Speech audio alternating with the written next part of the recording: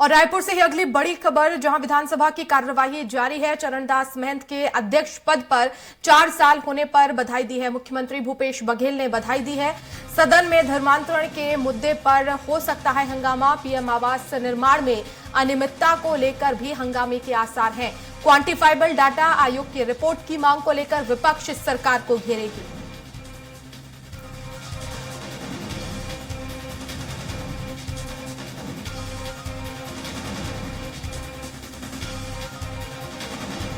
तो विधानसभा की कार्यवाही का आज तीसरा दिन है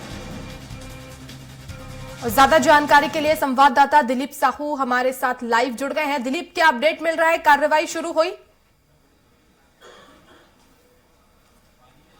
जी वर्षा, बता दें कि प्रश्नकाल समाप्त हो गया है और इसके पहले जिस तरह से प्रश्नकाल में सवाल उठे, खास करके जो प्रधानमंत्री गरीब कल्याण खाद्यान्न योजना का जो चावल आवंटन को लेकर विपक्ष ने सवाल खड़े किया और विपक्ष की ओर से भाजपा के वरिष्ठ विधायक धर्मलाल कौशिक ने यह मामला उठाया और उन्हें सवाल पूछा कि खाद्यान्न योजना के तहत कितनी चावल राज्य सरकार को प्राप्त हुई और हितग्राहियों को कितना आवंटित किया गया। इस पर खाद्य मंत्री अमरजीत भगत ने बताया कि राज्य सरकार को केंद्र की ओर से 27,10,000 टन चावल प्राप्त हुआ और वहीं इसमें से 26,40,000 टन चावल वितरित किया गया हितग्राहियों को और 70,000 टन चावल अभी शेष है। इस पर विपक्ष ने सवाल उठाया। उन्होंने कहा कि राज्य सरकार की अपनी योजना है और केंद्र सरकार की ओर से प्रति व्यक्ति 5 किलो चावल के हिसाब से जो आवंटित किया गया उसको कहीं न कहीं सरकार अलग से किस मत पे कहाँ वितरित किया इसकी जानकारी दी। इस पर उन्होंने अमरजीत भगत ने जो जवाब दिया उसको लेकर विपक्ष संतुष्ट नहीं हुए और लगातार शोर शराबा करते रहे। इस दौरान आसंदी की ओर से भी ये कहा गया कि आप अगर इन जवाब से असंतुष्ट हैं तो आधे घंटा का इस पर चर्चा कराने की बात कह सकते हैं, चर्चा कराने के लिए समय मांग सकते हैं।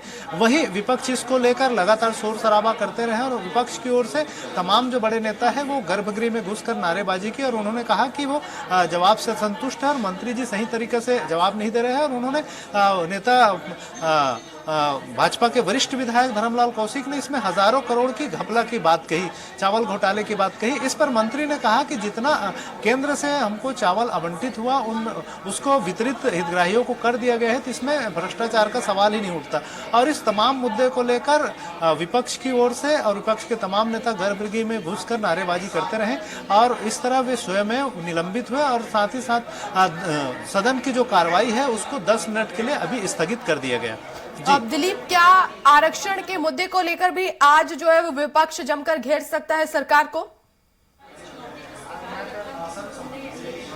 जी बिल्कुल वर्षा, अभी प्रश्नकाल खत्म हो गया, समाप्त हो गया। अब इसके बाद 10 मिनट बाद जैसे ही शून्यकाल शुरू होगा भाजपा की ओर से आरक्षण को लेकर, क्योंकि आरक्षण के मुद्दे को लेकर आज भाजपा बड़ा प्रदर्शन भी करने वाली है। अम्बेडकर चौक पर भाजपा के तमाम विधायक, नेता, सांसद वहां पर धरना प्रदर्शन करने वाले हैं और क्वांटिफाइबल डाटा आयोग की जो रिपोर्ट है उसको सार्वजनिक करने की मांग कर रहे हैं। तो कहीं ना कहीं शून्यकाल में यह मुद्दा अब सदन में उठेगा और भाजपा की ओर से यह मांग की जाएगी कि क्वांटिफाइबल डाटा आयोग की जो रिपोर्ट है उसको सदन की पटल पर रखा जाए, उसे सार्वजनिक किया जाए, ताकि आरक्षण को लेकर जो स्थितियां निर्मित हुई है, खास करके जो राज्यपाल की जो आपत्तियां है जिसमें क्वांटिफाइबल डाटा आयोग की रिपोर्ट वो चाह रही है, इसके अलावा 10 अलग अलग और सवाल राज्यपाल की है, उन तमाम सवालों के जवाब सरकार को देना चाहिए। इस मुद्दे को लेकर भी शून्यकाल में भाजपा उठा सकती है और इस पर स्थगन लाकर चर्चा कराने की भी मांग रख सकती है। इसके अलावा धर्मांतरण के मुद्दे को लेकर भी भाजपा लगातार